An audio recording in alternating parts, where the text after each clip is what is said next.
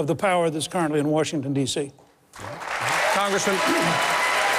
Congressman Paul, you've questioned the fiscal conservative credentials of all these gentlemen, but particularly this week, Senator Santorum. You have a new television ad that labels him a fake. Why? Because he's a fake. I'm real, Ron. I'm real. Congratulations. I'm real. Thank you. No, I find it really fascinating that when people are running for office, they're really fiscally conservative. When they're in office, they do something different. And then when they explain themselves, they say, oh, I want to repeal that. So the senator voted for No Child Left Behind, but now he voted for it, but now he's running on the effort to get rid of it. So I think the record is so bad, you know, with the politicians. And, yeah, you know, nobody accuses me of not having voted for too much. They're always accusing me for not voting for enough. And I've been running in office off and on for a good many years.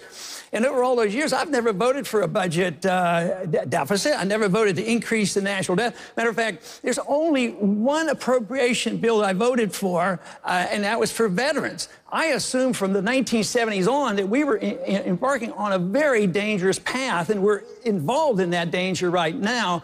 So this idea of being fiscally conservative now that we're running for office and we're going to repeal something that we did before, I mean, it loses credibility is what our problem is. So,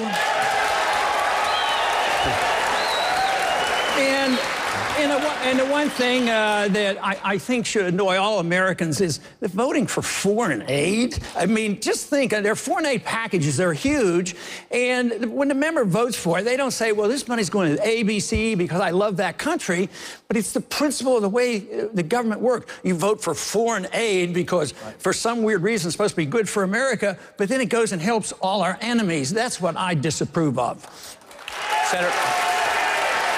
Senator Santorum, respond quickly.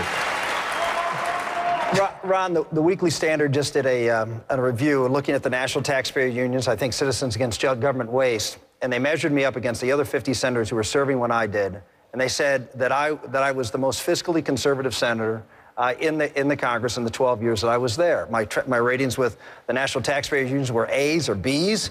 They were very high from the Citizens Against Government Waste. I got a Hero Award. I was a leader, as you know, on taking on tough issues, which is the entitlement programs, not just welfare reform, but I also worked on Medicare reform and Medicaid reform, and also was a leader on trying to deal with Social Security. And I did that not representing one of the most conservative districts in the state of Texas, but in the state of Pennsylvania, with the second largest per capita population of seniors in the country. And I can tell you, those seniors really cared about Social Security. Why? Because all my rich seniors moved to Florida and Arizona. And what's left in Pennsylvania is folks who relied on Social Security. And I was out there as a Republican senator, a conservative voting record, over a 90% conservative voting record from the American Conservative Union. By the way, Ron, you ranked 145th in the bottom half of Republicans this year in a conservative voting record from that same organization. We had a strong record in a tough state to be a conservative. If I can stand up in the state of Pennsylvania, which hasn't elected a Republican president since 1988, and have a strong principled voting record on issues that were tough in my state, senior issues. Imagine now, as a president of the United States, with a Tea Party movement and a riled-up conservative base, what we can accomplish in Washington, D.C. Congressman, quickly. You know, that's always a cop-out when you compare yourself to the other members of Congress. The American people are sick and tired of the members of Congress. They get about 9% rating.